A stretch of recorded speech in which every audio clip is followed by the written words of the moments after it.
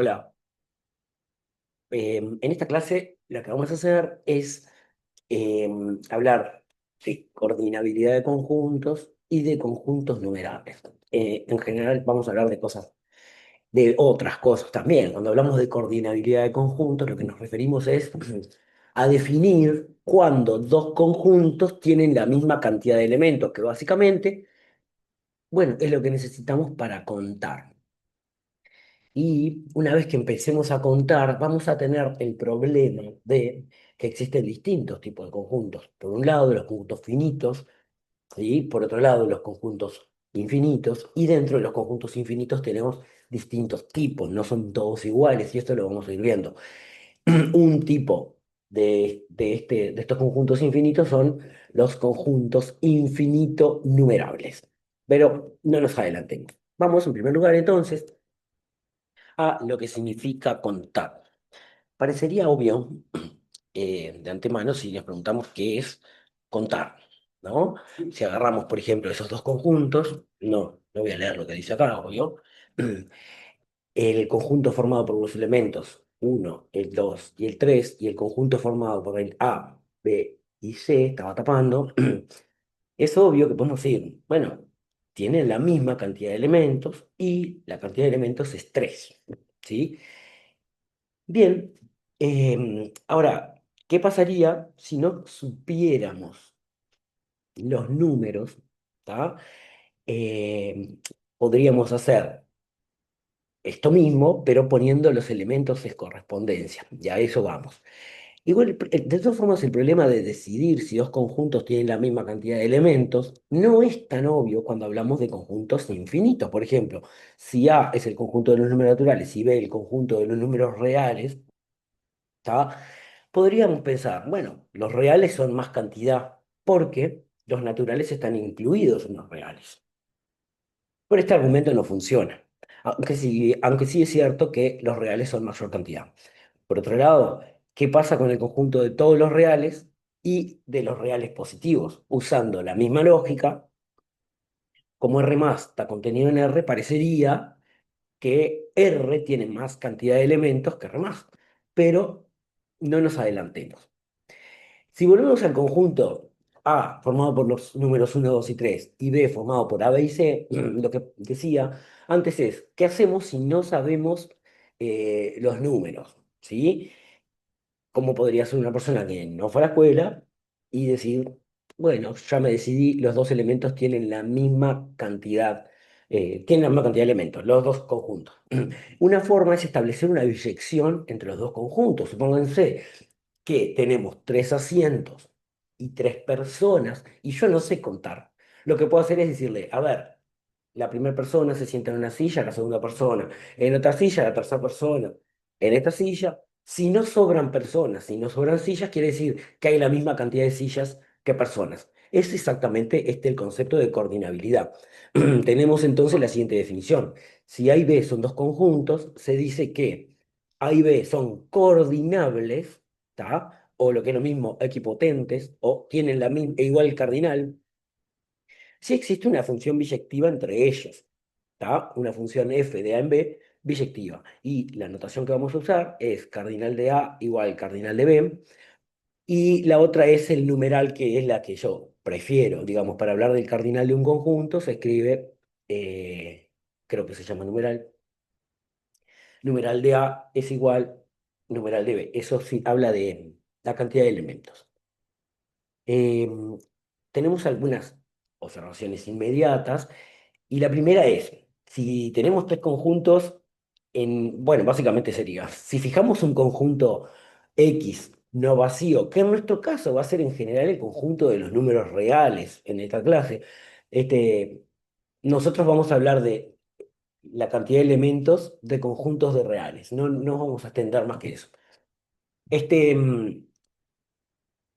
Bueno, entonces, en ese X no vacío, la relación tener igual cantidad de elementos o ser coordinables, ¿tá? Es una relación de equivalencia. Esto quiere decir que cumple la propiedad idéntica, simétrica, transitiva. Y si ustedes se fijan, es bastante obvio, si digo, ¿por qué A es coordinable con A? Y bueno, sí.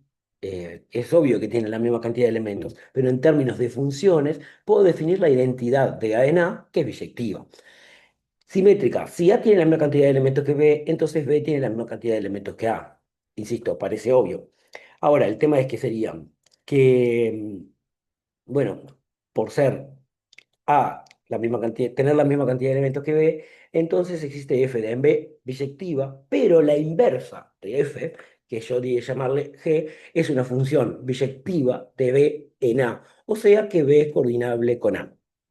Y por último, la transitiva, si A tiene igual cantidad de elementos que B y B igual cantidad de elementos que C, entonces A tiene igual cantidad de elementos que C, y para esto lo que se hace es componer las funciones biyectivas que existen entre A y B y entre B y C. Esto, por suerte, cumple estas condiciones porque sería obvio decir, si un conjunto tiene la misma cantidad de elementos que otro, uno A tiene la misma cantidad de elementos que B y B tiene la misma cantidad de elementos que C, sería raro decir que A y C no tienen la misma cantidad de elementos. Entonces, para nosotros se comportan como una igualdad. Un comentario, acá lo dejé al pasar. Si decimos, esto es la relación ser coordinables definida en X, está distinto de vacío. Esto quiere decir, si fijo de antemano el conjunto universal. Si buscan por ahí van a encontrar distintas versiones, ¿no? Pero podrían encontrar que la coordinabilidad de conjuntos no es una relación de equivalencia en el conjunto de todos los conjuntos, digamos. Si yo no fijo el X, no lo es. Y esto es básicamente porque el conjunto de todos los conjuntos, o la familia formada por todos los conjuntos, eh, sería como el mundo de todos los conjuntos habido y por haber. Eso no es un conjunto, y es lo que se llama paradoja de Russell. Pero acá, si nosotros fijamos un conjunto universal, por ejemplo, R, ahí la relación ser coordinable en R, en la familia de parte de R, perdón, bueno, tenemos una relación de equivalencia. Hay algunas relaciones de la coordinabilidad que se vinculan con la inclusión y las operaciones con conjuntos. Y si se fijan, son bastante inmediatas. En el primer caso, digamos que tomamos los conjuntos sabiendo que A y B tienen igual cantidad de elementos, A sub 1 y B sub 1 también tienen igual cantidad de elementos, porque esto no es así. Lo puse en las hipótesis en todos. Entonces, si A y B tienen igual cantidad de elementos y A sub 1 B sub 1 tienen igual cantidad de elementos y además la intersección entre A y B y la intersección entre A sub 1 y B sub 1 son vacías, entonces las uniones tienen igual cantidad de elementos. Fíjense que es eh, importante la condición de que las intersecciones sean vacías. ¿Tá? Pueden definirse algún caso, acá dice si las intersecciones, es claro, no es cierta si no son vacías. Pueden definir un caso en donde las intersecciones tengan distinta cantidad de elementos, ¿tá? Ahí marchamos. Y esta igualdad, si cambiamos la unión por intersección, no vale. Lo mismo vale, digamos, a igual cantidad de elementos, los productos cartesianos tienen igual cantidad de elementos, y lo mismo pasa para la familia de partes, ¿tá? Y otra cosa, si tenemos que A y B tienen igual cantidad de elementos y consideramos un elemento entre ellos, o sea, es un subconjunto de B, pero que está contenido, que contiene a la, claramente se cumple como una regla del sándwich. B, el del medio tiene que tener la misma cantidad de elementos, ¿sí? Y lo que tenemos en general, sin considerar si tienen igual o no cantidad de elementos, un subconjunto A de B necesariamente tiene su cantidad de elementos es menor o igual que la cantidad de elementos que B. Pero ojo, esto acá lo voy a decir solamente al pasar. Esto significa, esta simbología, que existe una función de A en B que es inyectiva, no necesariamente biyectiva. ¿Está? Pero bueno, lo que se puede probar es la relación, digamos, que cumple como una antisimétrica, digamos. Vamos a ver entonces esto que adelantaba de los conjuntos finitos y conjuntos infinitos. Ya vimos que el A y el B, el A formado por uno 2 3 y el B formado por A, B, C, tienen la misma cantidad de elementos. ¿Está? Ahora, si, digamos, probamos con el C, formado por uno 2 3 4, no es verdad que exista una bisección entre C y A. Es decir, no son coordinables. Ustedes pueden parar el video, probar y van a ver que si van de C a la A, lo que va a pasar es que al llegar a la imagen del 4 van a tener que repetir, o sea, pierden la inyectividad. Y si van del A al C, lo que va a pasar es que nunca van a poder cubrir todo el C, o sea, que el recorrido de la función no va a ser C, quiere decir que no pueden definir una función sobreyectiva. Parece una obviedad decir, bueno, pero como el A es un subconjunto del C, ¿tá? No puede ser coordinable entre ellos. Esto es una característica de los conjuntos finitos, es decir, los conjuntos infinitos no son, finitos, debe decir, no son coordinables con subconjuntos propios de ellos. Los subconjuntos infinitos, sí. Ahora, ¿qué pasa con R y una sección natural, se llama el conjunto A, formado con los naturales del 1 al n? Si ustedes intentan definir una función f de A en B, o sea, desde 1 hasta n, como dominio y recorrido R, pueden definir una función inyectiva, ¿tá? Hay muchas formas de hacerlo, pero resulta que no es posible definir una función biyectiva en esas condiciones. Y va a pasar lo mismo que mencionábamos antes. Acá va a haber gente, digamos, que no es imagen de nadie. Es decir, ustedes dicen, la imagen del uno está el número real, la del 2 está el otro, hasta la de n fijo está el número real. Y no es posible, porque sobran números reales que no son imágenes de nadie. O sea, no es posible definir una sobreyectiva. Esto lo que nos permitiría decir es que esta sección natural que tienen elementos, digamos, su cantidad de elementos es menor o igual que la cantidad de elementos que tiene B, ¿tá? R. Y bueno, y acá tenemos como una diferenciación. Esta sección natural es un conjunto finito y R es un conjunto infinito. Y antes nos preguntábamos, volvemos a dos conjuntos que son infinitos, que intuitivamente sabemos que A igual a R y R más, digamos, los reales positivos conforman conjuntos infinitos. Y lo que decíamos en este caso es, bueno, no es posible coordinar a un conjunto con un subconjunto propio de sí mismo. Sin embargo, esto es falso. Entre estos dos conjuntos infinitos del apartado C, podemos definir la función exponencial, que es biyectiva. Esto nos dice entonces, bueno, entonces el conjunto de números reales y el conjunto de números reales positivos tienen la misma cantidad de elementos. Esto caracteriza, como adelanté antes, a los conjuntos infinitos. Entonces, vimos ahí que hay comportamientos distintos, lo que nos obliga a definir distintos comportamientos.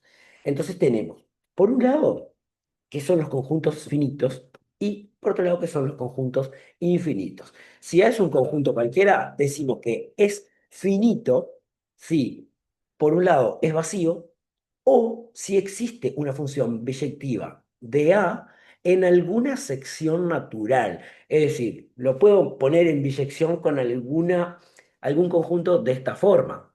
¿Tá? Supónganse, en el primer caso, que en el primer ejemplo que vimos, podemos poner al conjunto formado por A, B y C en biyección con el formado por uno, 2 y 3. ¿Tá? Ese sería algún natural. En ese caso, el cardinal de A sería 3. Y decimos que tiene 3 elementos, o en general tiene n elementos. Y anotamos que el cardinal de vacío es cero. Por otro lado, decimos que es infinito por lo contrario, si no es finito. ¿Tá? O sea, sería la contradicción. Fíjense que esta forma de definir lo que me dice es, si tenemos un conjunto cualquiera, entonces, ¿es finito o es infinito? No caben más cosas. Es una cosa o la otra porque la definición de infinito es justo no ser finito. ¿Qué significa que un conjunto sea infinito? Es que no existe, por supuesto, una función de A en una sección natural biyectiva, y esto para todo natural. Esto es lo mismo que decir que, digamos, si bien no existen biyecciones entre estos dos conjuntos, ¿qué pasa si tomo funciones de A en una sección natural o a la inversa? Cualquier función de A en una sección natural no es inyectiva, ¿tá? Es lo que decíamos antes, al intentar poner en biyección a R con una sección natural. O sea, si mando un conjunto infinito en una sección natural, va a llegar un momento que voy a tener que repetir imágenes. O si intento definir una función de una sección natural en A, nunca voy a obtener sobreyectividad. Es decir, con las imágenes del uno, del 2 hasta la imagen del n, nunca voy a lograr cubrir el conjunto A. Estas son, digamos, de alguna forma, esto es lo que significa ser infinito. Bueno, tenemos algunas observaciones que no voy a hacer, no quiero detenerme demasiado. Fíjense que si tenemos una inclusión de este tipo, A incluido en B, y justo el B es finito, estas no las vamos a probar, ¿no? Tenemos que, si A está incluido en un conjunto finito, entonces A es finito. Parece obvio que si A está incluido en un conjunto finito, no puede ser infinito. O de otra forma, ningún conjunto infinito puede estar metido adentro de un conjunto eh, finito. En particular, si un conjunto es finito y tiene igual y es coordinable, digamos, con otro conjunto, tiene igual cantidad de elementos, entonces el otro conjunto es finito, debería decir acá, y voy a resumirlo con esta condición. Las observaciones esta y esta serían, bueno, dos conjuntos son coordinables, necesariamente o son los dos finitos o son los dos infinitos.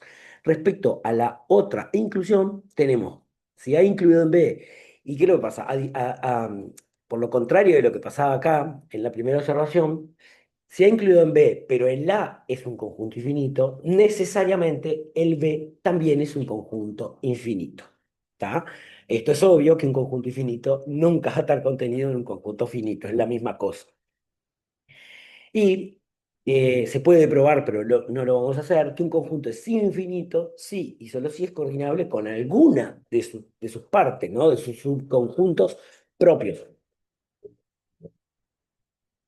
Cuando hablamos de subconjuntos propios, nos referimos a subconjuntos que no coincidan con el propio A, ¿tá? Porque lo que sí es obvio es que A es coordinable con A y A es un subconjunto de A. Y por último, la unión, producto cartesiano, de conjuntos finitos e finito también vale para infinitos y lo mismo para la familia de partes de un conjunto finito o infinito. Veamos entonces qué pasa, los ejemplos, digamos, de conjuntos finitos y conjuntos infinitos. En primer lugar, cualquier conjunto acotado de números naturales es finito.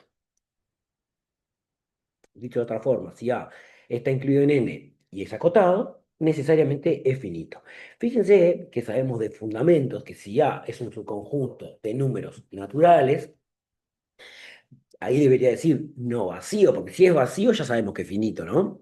El tema es, si es no vacío, entonces por el principio de buena ordenación, tiene máximo, tiene mínimo, ambos son números naturales, o sea, que la está incluido en digamos, en un segmento de números naturales que va desde m chico hasta m grande. Y digo incluido porque podría ser todos estos naturales o podrían ser algunos de ellos, ¿está? O sea, si quiero contar los elementos de A, lo que podría decir, y bueno, la cantidad de elementos de A es como mucho la cantidad de elementos de esta franja de números naturales. ¿Cuántos elementos tiene el segmento que digamos que va desde M hasta M mayúscula? Tiene M mayúscula menos M minúscula más uno. Y ustedes ahí van a decir, no, pero sería M mayúscula menos M minúscula. Hagan la prueba, dándole algún valor a m grande, a m chica, que si restan, les va a faltar un número. ¿Tá? Bueno, lo mismo vale para subconjuntos acotados de números enteros. Es decir, si un conjunto es de números enteros es acotado, necesariamente va a ser finito y vale todo lo mismo. Los recíprocos, digamos, fíjense que ya no vale lo mismo si consideramos conjuntos incluidos en Q o en R. Un conjunto puede ser un conjunto de números racionales incluido en los racionales, ¿tá? O en R, ser acotado, por ejemplo, un intervalo, pero no es finito, ¿tá? Lo que sí vale son los recíprocos, ¿tá? Y lo que vale es cualquier conjunto finito de números reales, ya sean enteros, sean racionales, sean naturales, cualquier conjunto finito de números reales es necesariamente acotado y además tiene máximo y tiene mínimo. Ahora, probemos algo que parece obvio. N, el conjunto de todos los números naturales, es infinito. Y el razonamiento es parecido a lo que intentamos hacer en un ejemplo, que lo dije al pasar, entre una sección natural y R. Entonces, supongamos que es finito. Entonces N sería coordinable con este conjunto A, que es una sección natural. O sea, es coordinable con los naturales que van desde uno hasta N. ¿Tá? Entonces, lo que pasa es que hay una función que va de A en N, ¿tá? Que es, asumimos que es biyectiva, ¿no? Porque si son coordinables, miren quién es el recorrido de la función. O sea, el conjunto de imágenes está formado por f de uno, f de 2, f de 3, hasta f de n, ¿sí? Ese conjunto tiene n elementos. ¿Qué es lo que pasa? Este conjunto, por su propia definición, tiene un máximo y tiene un mínimo, ¿está? Eh, por lo que es un conjunto acotado. ¿Tá? Pero N no es un conjunto acotado. Entonces, miren, tenemos acá como esta disyuntiva. Este conjunto tiene máximo, tiene mínimo, es acotado, pero N no es acotado. Entonces no podemos meter algo acotado dentro de algo que no te... Digamos, no pueden ser iguales, perdón. Están incluidos. Esta inclusión se da por la definición de la función. No pueden ser iguales un conjunto acotado y un conjunto no acotado. Repasemos esto. El recorrido es un conjunto de números naturales acotados, con máximo, con mínimo. Por lo tanto, no puede ser todo n porque hay más naturales fuera de ese recorrido. ¿Sí? Es un poco artesanal este razonamiento, pero es como para convencernos de por qué no podríamos definir una función biyectiva de una sección natural en n.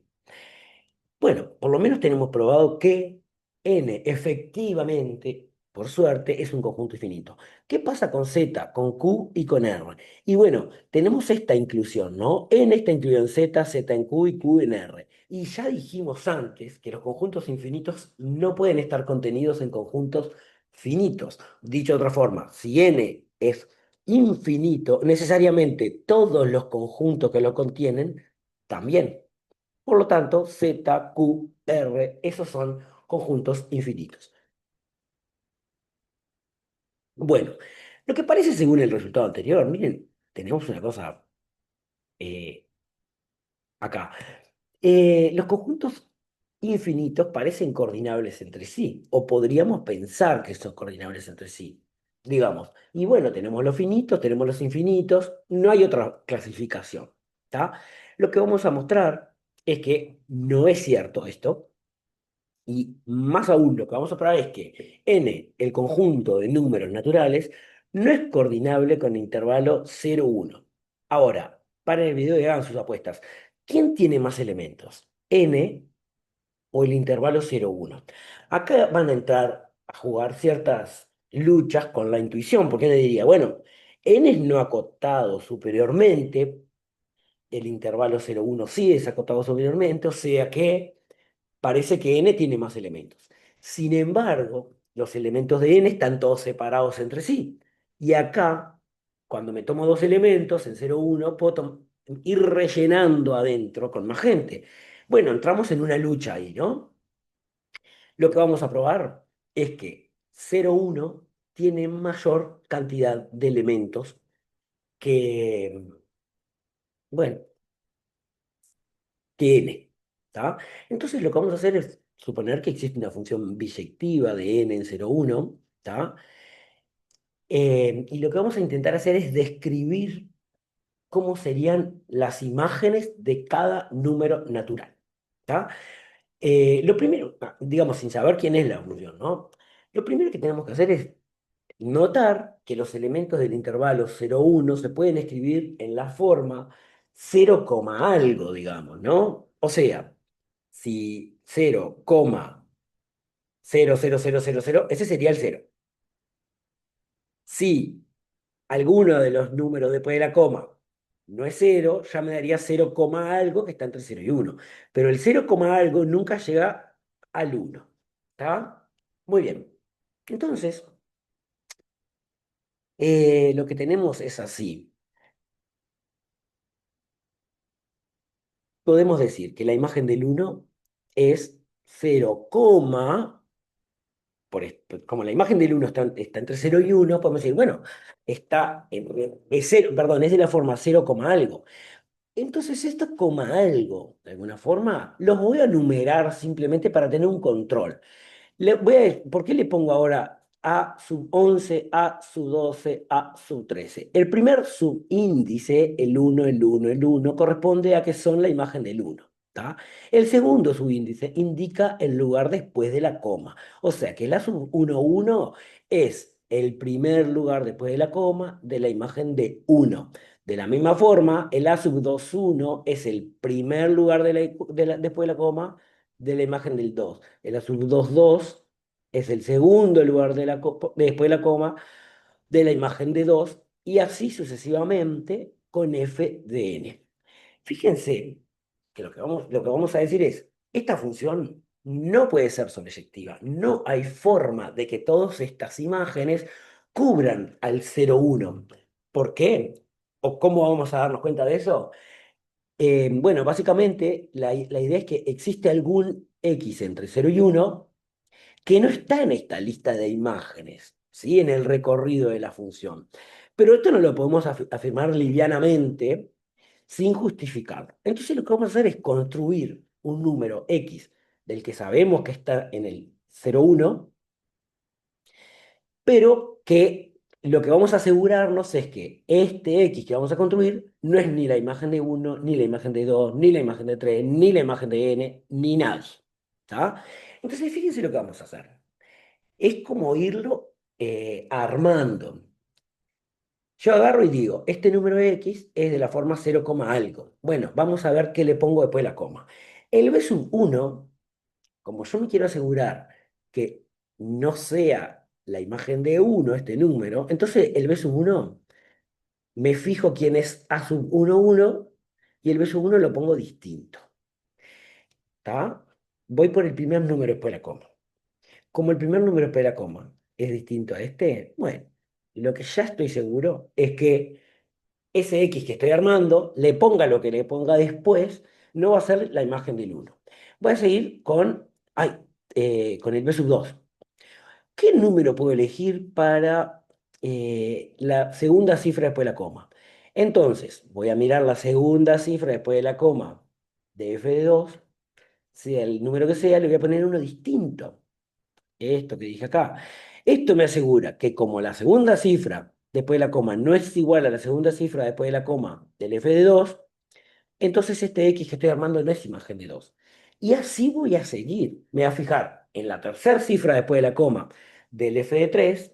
Me voy a fijar en la cuarta cifra después de la coma del f de 4.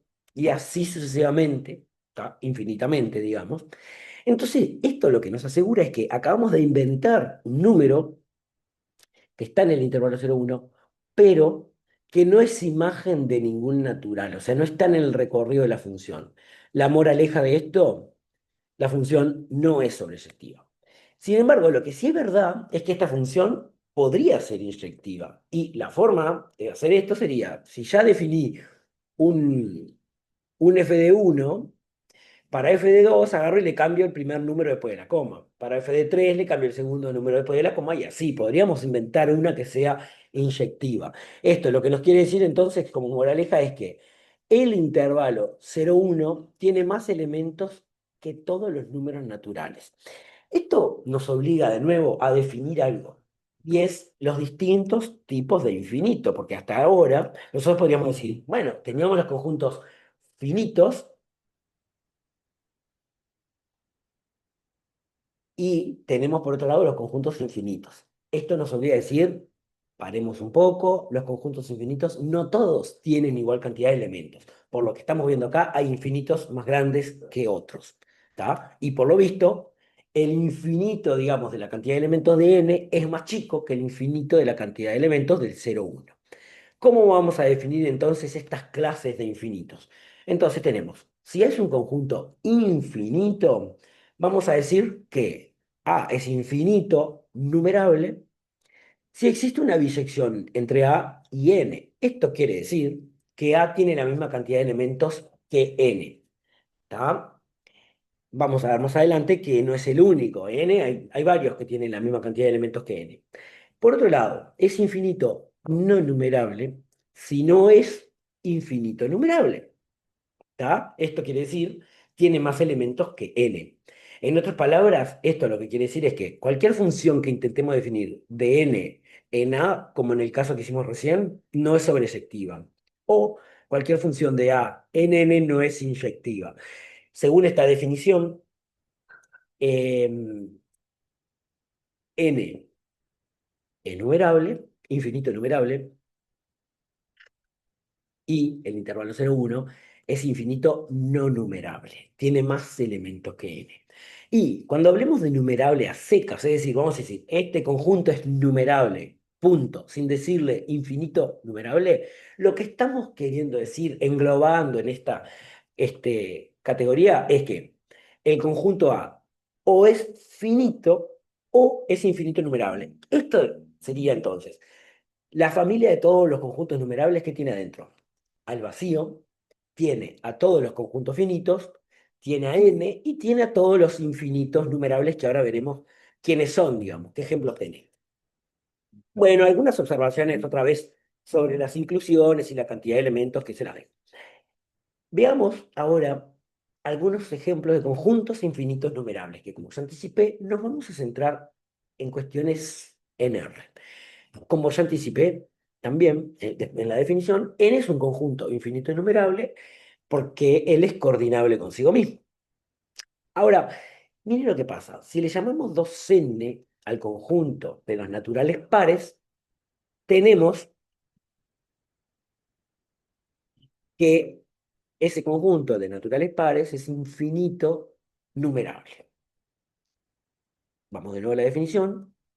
Si es infinito numerable, significa que hay una bisección entre el conjunto de los pares y los naturales. O sea, que tiene la misma cantidad de elementos. Esto empieza de alguna forma a romper nuevamente nuestra intuición, porque miren lo que estamos diciendo. Agarramos los números pares que parecería que son. Si yo le pregunto, ¿cuántos son los números pares? Exactamente la mitad de los números impares. De alguna forma es cierto, si lo pienso como una partición, pero en términos de cantidad de elementos no es verdad. La respuesta es, los números pares, los números impares y los números naturales en total son todos la misma cantidad. ¿Sí? Hay igual cantidad de naturales que pares, igual cantidad de naturales que impares. Y miren, para eso tendríamos que definir una función de n en 2n, biyectiva, y podemos definirla, digamos, de forma que a cada natural le asigne su doble. Esto es una función biyectiva sencillamente, ¿no? Y de esta forma emparejamos todos los números naturales con los números pares. Lo mismo podríamos hacer con el conjunto de los números impares y afirmar también que el conjunto de los impares es un conjunto infinito numerable. Una observación al respecto sería que la unión, como ya dije antes, de todos los pares y de todos los impares me da el conjunto de los naturales. Pero lo que acabamos de decir es que el conjunto de naturales pares es infinito enumerable. El conjunto de los números impares también es infinito enumerable. Y el conjunto de los naturales también es infinito enumerable. Entonces, lo que tenemos, a ver, de algo así, si uno, dos conjuntos infinitos numerables, el resultado no es un conjunto con más elementos, sino que es un conjunto también infinito numerable. Esto es bastante contraintuitivo, insisto. Agarro un conjunto infinito numerable, agarro otro conjunto infinito numerable, los junto, armo la unión y el resultado es un conjunto que tiene la misma cantidad de elementos que los dos iniciales, que los dos que estoy uniendo. Si quieren, paren, se toman un mate y que les explote la cabeza. Por otro lado, vamos a hacer algo parecido con Z. En vez de achicarnos, recién agarramos y miren qué hicimos, agarramos que n es infinito numerable, agarramos entre comillas, la mitad de los naturales y es infinito numerable. Ahora agarramos el doble, que serían todos los números enteros. Y bueno, ya ahora la contraintuición este, podría interceder menos. Lo que tenemos que hacer es definir una función biyectiva de z en n o de n en z, ¿no? Y miren, la forma de hacerlo podría ser, digamos, poniendo una correspondencia de flechas, a ver cómo los vamos a emparejar a los enteros con los naturales. Lo que vamos a hacer es definir f de dominio z y codominio n. Y básicamente sería, bueno, voy a agarrar los mayores iguales que cero y lo que voy a hacer es mandarlo a cada uno de ellos al doble, o sea que van a caer sobre los números pares. El cero al cero, que es su doble. El uno al 2 que es su doble. El 2 al 4, el 3 al 6, el 4 al 8, el 5 al 10 y así sucesivamente. Y entonces pasa algo bastante parecido a lo que ya hemos visto. Acá puse en correspondencia estos enteros no negativos, que son los naturales, justo con los pares.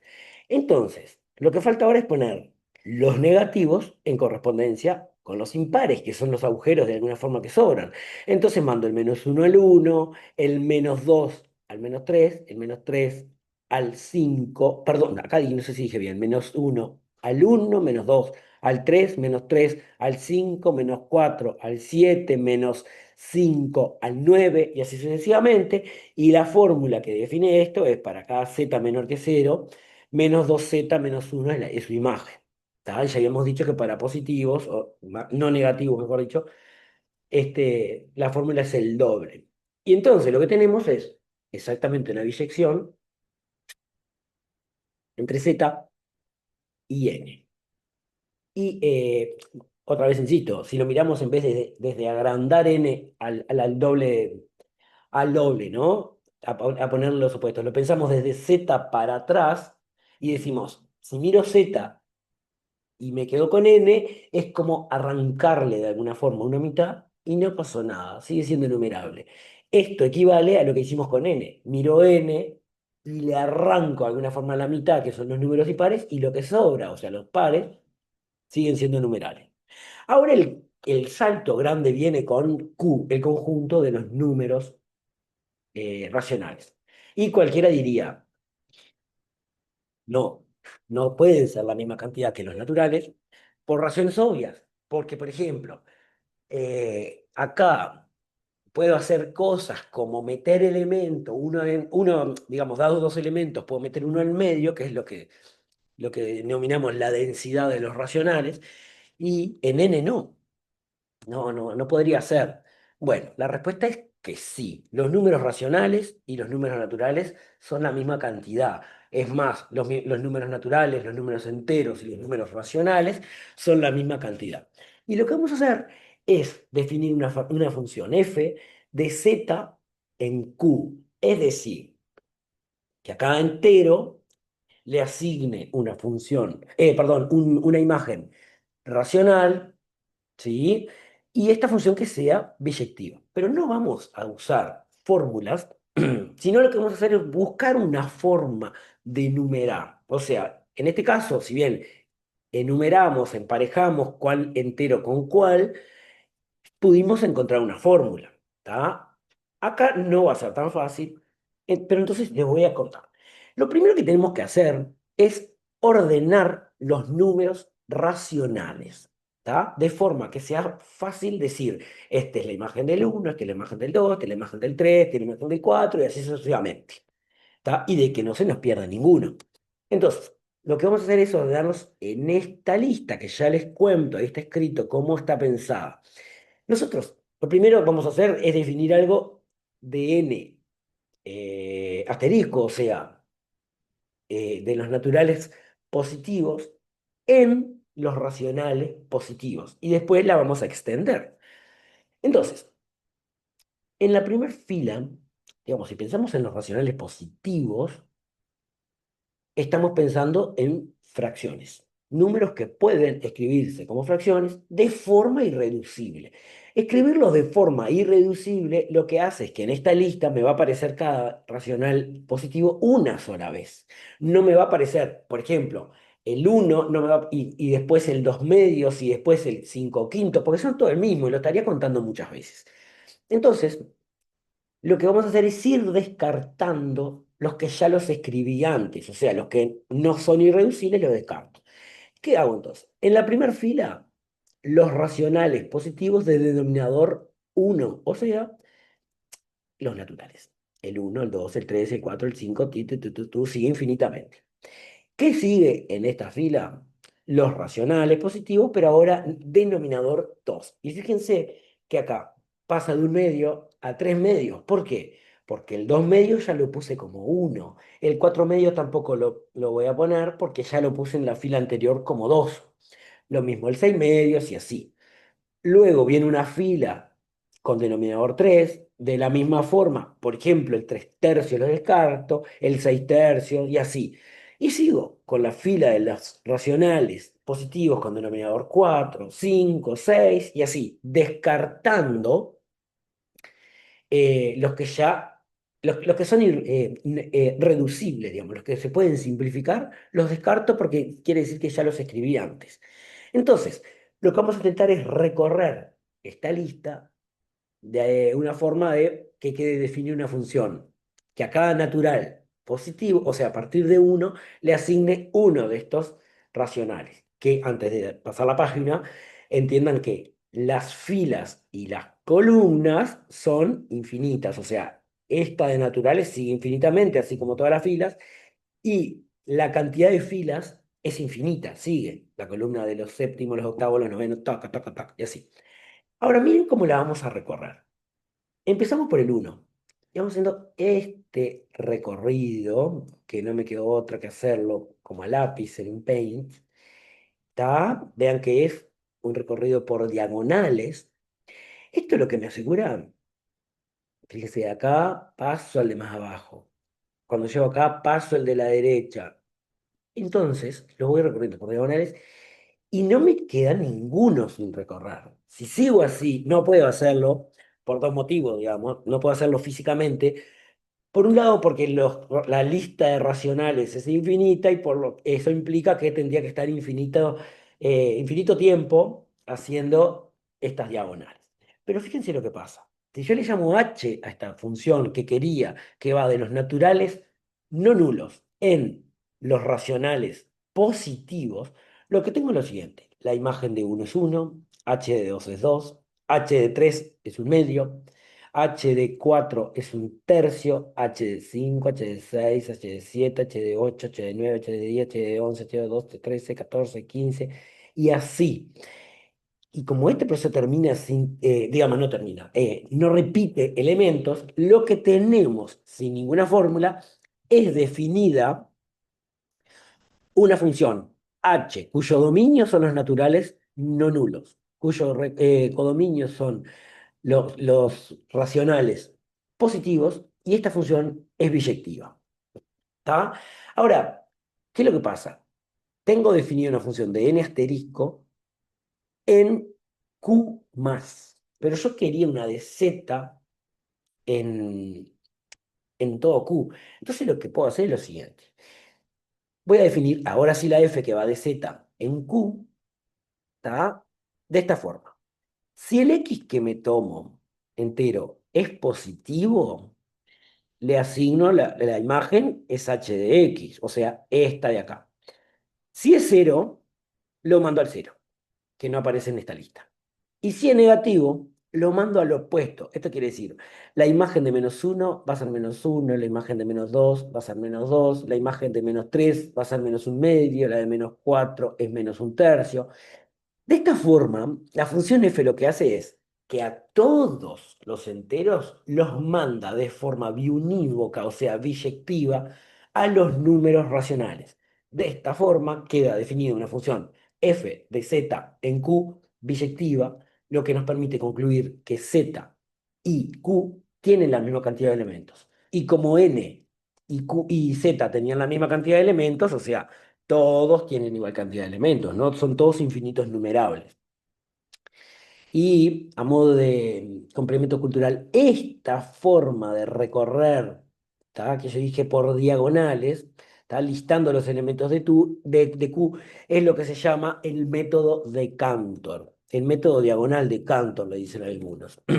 Entonces, digamos, si sintetizamos esto, lo que tenemos es que N, por un lado, el conjunto de naturales pares, los impares, Z, Q, son todos conjuntos infinitos numerables.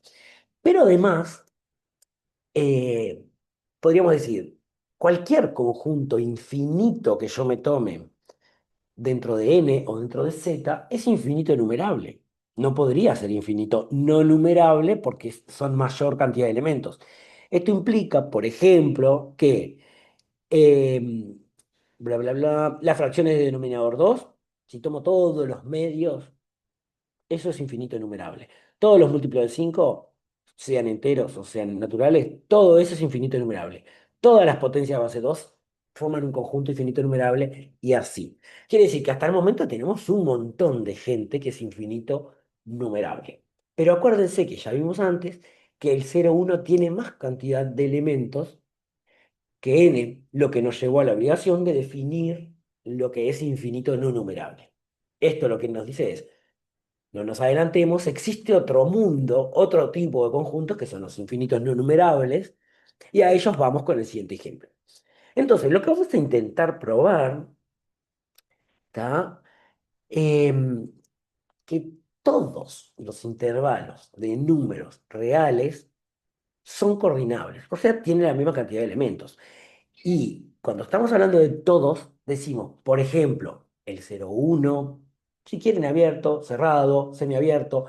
El 0,1 es coordinable con R más, con R menos, con todo lo que se le ocurra, con intervalos abiertos, cerrados, acotados, no acotados, lo que sea.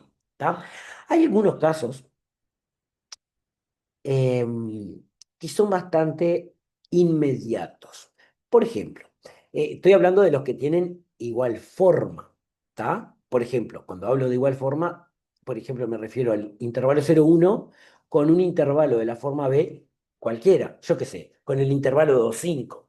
Y bueno, parecería que, yo qué sé, aunque puedo pensar que el 2,5 es más largo y tiene más cantidad de elementos, no, lo que es verdad es que tienen igual cantidad de elementos. Y fíjense que si yo agarro el intervalo 0,1 y un intervalo AB cualquiera, lo que tendría que hacer es definir una función biyectiva entre esos intervalos. Y la puedo definir de forma como una polinómica de primer grado que lleve el 0,1 en el intervalo AB. Y si se fijan, la pendiente de esta función, esta recta, ¿no? Que es el gráfico, es B menos A, el término independiente es A, y cuando los considero los dos abiertos, nos da esto, este grafiquito. Eso es una función biyectiva claramente. Ahora, ¿por qué agarré el 0,1, no? Y no agarré otro cualquiera. Porque básicamente, si el 0,1 es coordinable con cualquier intervalo de la forma AB, supóngase, el 0,1 es coordinable con el 2,5, pero el 0,1 es coordinable con el 10,20. Por la transitividad, el 2,5 es coordinable con el 2,20, 10,20, y así podemos concluir que todos este tipo de intervalos son coordinables. ¿Tá? Y como decía, que sea más larga no quiere decir que tenga más elementos. Ahora, antes de seguir, fíjense que esta misma función, si yo considero los intervalos, esperen, en vez de abierto de ambos lados, cerrados de ambos lados, la misma función funciona, valga la redundancia, porque lo único que hacemos es ponerle puntitos donde dice flecha y chao. Lo mismo si está cerrado en cero y cerrado en A, o cerrado en uno y cerrado en B.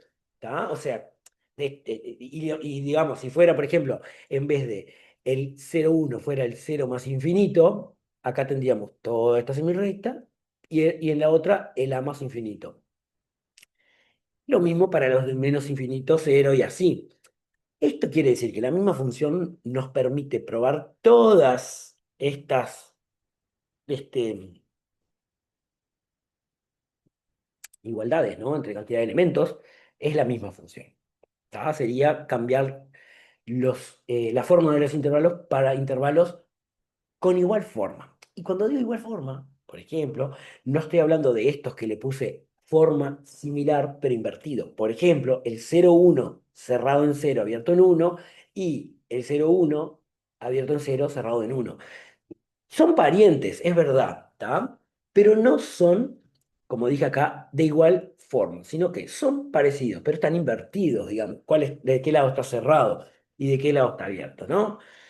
Entonces, tendríamos que justificar por qué son coordinables, tienen la misma cantidad de elementos. Y definen ustedes, ahí hagan un dibujito para representar esta función, que básicamente, em, bueno, lo que hace en realidad es como ir, en vez de ir de forma creciente, va de forma decreciente y manda el 0,1 cerrado en 0 abierto en 1 en el 0,1 abierto en 1 cerrado en 0. ¿Tá? Y de la misma forma, ustedes podrían probar con otro tipo de intervalos similares, como por ejemplo estas dos semirrectas que están cerradas pero al revés, o estas dos que son abiertas pero al revés. Basta otra vez, insisto, hacerse un dibujo y definir funciones de primer grado. ¿Tá? Ahora, hay un caso que es bastante, a mi entender, contraintuitivo. 0,1 abierto y 0,1 cerrado en 0 abierto en 1 tienen la misma cantidad de elementos. Y esto equivaldría a decir, si al 0,1, que está abierto, ¿no? Es abierto, no contiene el 0,1, le agrego el elemento 0, no cambia la cantidad de elementos. ¿Está? Sigue siendo la misma cantidad de elementos. Entonces lo que tenemos que hacer es definir una función del 0,1 en el 0,1 o al revés, pero que sea biyectiva. Y para esto les voy a explicar cómo se define la función biyectiva usando otra vez un dibujo. Entonces, esto sería así. Si yo pongo el 0,1 que contiene el 0, lo pongo arriba. El 0,1 que no contiene el 0, lo pongo abajo. Entonces, lo que tengo es un problema con el cero. Yo podría mandar a todos los elementos mediante la identidad, o sea, a cada X lo mando a X, pero lo que me va a pasar es que el cero yo no lo puedo mandar a ningún lado. Me quedo sin lugar. Entonces, fíjese que lo que se puede hacer es agarrar acá adentro un conjunto que sea infinito enumerable. Por ejemplo, los 1 sobre n y el cero.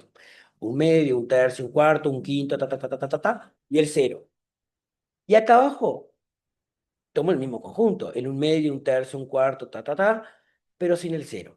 Y miren lo que vamos a hacer. Es como hacer una trampa. Nos quedan acá y acá un montón de gente, que es una misma cantidad, porque al cero lo puedo mandar en un medio, que es el que me está de alguna forma molestando. Y después, ya lo coloqué, digamos, en un medio, ¿no? Al cero. Ahora, todas estas fracciones, un medio, un tercio, un cuarto, un quinto, los mando, digamos, a su siguiente. Es decir, a un medio le mando un tercio, un cuarto, un quinto, un sexto, uno sobre n más uno. ¿Está? Y esto no se termina nunca, porque es infinito ese proceso. Y se van apelotonando acá, cerca de cero, los uno sobre n, esas fracciones. Y a todos los demás, agarro cualquiera que no sea ni cero, ni sea de la forma uno sobre n, y lo mando sobre sí mismo. Y esa función es biyectiva. Por lo tanto, el 0,1 que contiene el cero y el 0,1 que no contiene el cero son coordinables. ¿Tá? Fíjense que de esta forma, acá le anotaba que se puede probar también que 0,1 abierto y 0,1 cerrado también son coordinables, porque si acá tuviera el 1 además del 0, me sobrarían dos números de alguna forma, el 0 y el 1. ¿Y qué podría ser? Y bueno, mando al 0 en medio, el 1 lo mando un tercio, y después al 1 medio, un cuarto, un tercio, un quinto, y así sucesivamente, como que los corremos dos lugares. Y así podríamos hacer lo mismo, no solamente para probar que todos estos intervalos acotados tienen la misma cantidad, sino que esa misma digamos, estrategia puede usarse para probar que todos estos semirrectas ya contengan o no contengan a- al borde, ¿no? Al extremo, son coordinables entre sí. Y tenemos entonces como dos familias. Por un lado, todos los acotados. Estos son todos coordinables entre sí, todos tienen la misma cantidad de elementos. Por otro lado, los que son esta familia, los que son acotados a la derecha o a la izquierda, o sea, acotados superior o inferiormente. ¿Qué es lo que falta acá? Nos falta saber qué pasa con R y después nos falta saber si R fuera coordinable con estos y con estos, se triangula todo y al final, por la transitiva, todos son coordinables con todos. Y eso es lo que vamos a hacer. Este, a ver, ¿qué estaba viendo acá? Ah, esto ya lo comenté antes.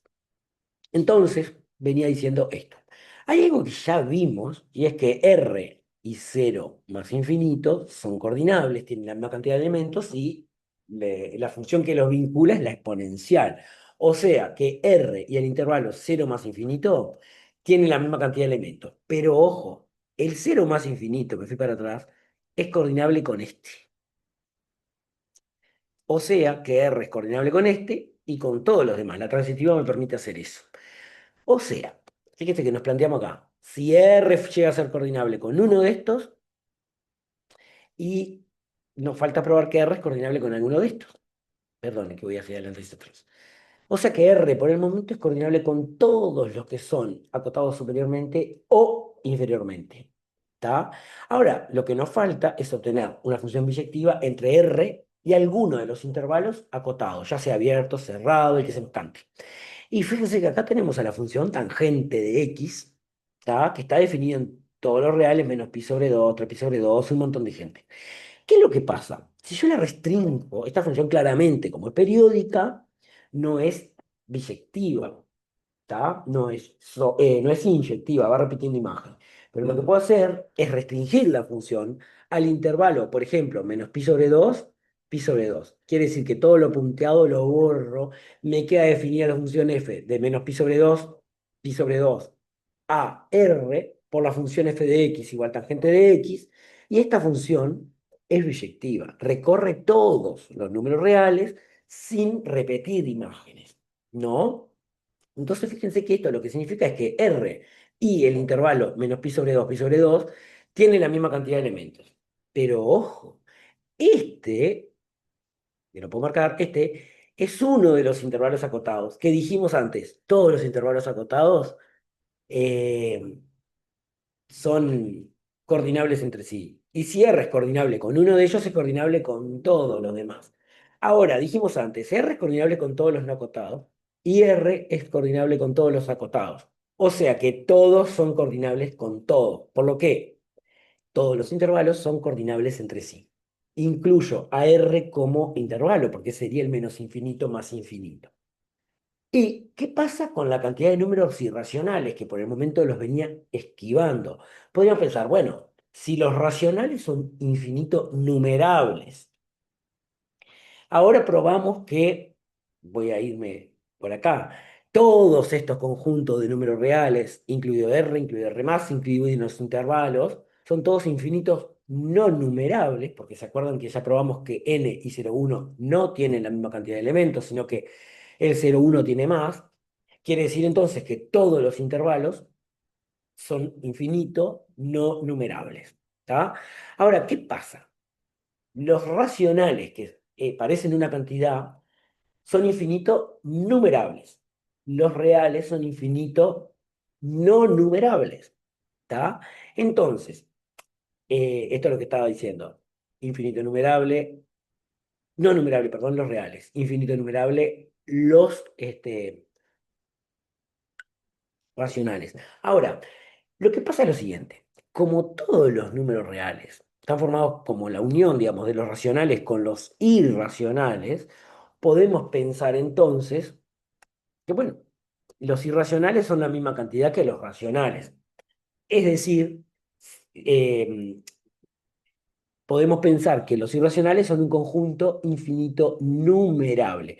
Pero esto nos lleva a una contradicción, porque si uno, Q, que es infinito numerable, con los irracionales que estoy suponiendo que es infinito enumerable. Entonces tengo infinito enumerable, unión infinito enumerable, y ya vimos que eso da infinito enumerable. Pero en este caso R tiene más elementos, es infinito no numerable. O sea que si vuelvo para atrás, no me queda otra que los irracionales son un conjunto infinito no numerable. ¿Está? Quiere decir entonces que hay más números irracionales que racionales, porque los números racionales son una cantidad infinito numerable y los números irracionales una cantidad infinito no numerable. ¿Está? Ahora, si pensamos ahora como una síntesis de lo que pasa en R solamente, y ordenamos los subconjuntos de números reales, tenemos las siguientes situaciones. Digamos, los vamos a ordenar de mayor a menor, de menor a mayor cantidad de elementos. El primero de todos es el vacío, que tiene cero elementos. Es un conjunto, subconjunto de R sin elementos, cardinal cero. En segundo lugar están todos los conjuntos finitos no vacíos. ¿Tá? Todos los que tienen un elemento, todos los que tienen dos, todos los que tienen tres, y así. Es más, ellos mismos están ordenados por su cantidad de elementos, ¿no? Podríamos poner primero todos los que tienen un elemento, después todos los que tienen dos, y así sucesivamente. ¿Qué sigue? Los conjuntos infinito numerables, que sería como la primera cantidad de infinitos. ¿Quién vive acá? Vive n, vive z, vive q, viven los pares, viven las potencias de 2, viven las fracciones de denominador 2, vive q, ¿tá? Todos estos son infinitos numerables. Pero hay otros infinitos que son más grandes, que serían los infinitos no numerables. En esa familia, ¿quién está? Acá está R, ¿tá? Que es infinito no numerable. Acá están todos los intervalos de la recta, porque dijimos que todos tienen igual cantidad de elementos. Acá están los irracionales y habrá otros, obviamente, que hay otros. Y entonces, digamos, tenemos como entonces todas las situaciones que se pueden dar en R. Y nos queda acá, entre medio, una situación que sería, bueno, que no hay infinitos entre los infinitos numerables y los infinitos numerables, es decir, no puede haber un conjunto de números reales que tenga más elementos que no naturales, pero menos elementos que R. Y la respuesta es que no, y se llama hipótesis del continuo. Y básicamente es algo, una afirmación propuesta por Cantor, pero por el momento no ha sido probada ni la falsedad ni la veracidad del resultado, es decir, sigue ahí, ¿está? O sea, no se contradice. Pero asumimos entonces que no hay conjuntos que tengan más cantidad de elementos que n, pero menos cantidad de elementos que r. Y por último, eh, vamos a ver un conjunto que vamos a usar más adelante, es decir, una familia de conjuntos. Ya dijimos que la unión de dos conjuntos numerables es un conjunto numerable. Acá vamos a ir a ver algo sobre la unión numerable de conjuntos numerables, o básicamente de familias numerables. Entonces, lo que tenemos, básicamente se dice así como la unión de numerables es numerable. ¿Tá? ¿Qué quiere decir esto? Si tengo una familia de conjuntos numerables, los A sub i, cada uno de ellos es numerable, y los subíndices son además, digamos, pertenecen a una familia numerable, ¿tá? Fíjese que sería como recorrer em, doblemente n y... se puede pensar esto como lo que hicimos en la tabla con Q. Por ejemplo, si cada A sub i es numerable, quiere decir que lo puedo escribir en una listita. El A sub 1 lo puedo escribir todo en una listita coordinable con n. El A sub 2 también, el A sub 3 también, el A sub 4 también. Todo en una lista. ¿Tá? Pero ahora, ¿cuántas listas escribí acá? Una cantidad numerable porque los índices son una cantidad numerable. Entonces, la unión de todo eso es parecido a lo que pasa con Q. Las podríamos hacer el método de la diagonal de Cantor para decir, bueno, la unión de todo es numerable, ¿tá? Y sobre todo infinito numerable. Y un ejemplo que vamos a usar es esta familia, ¿tá? No sé si ven esto, a ver si es esto, ¿qué pasa?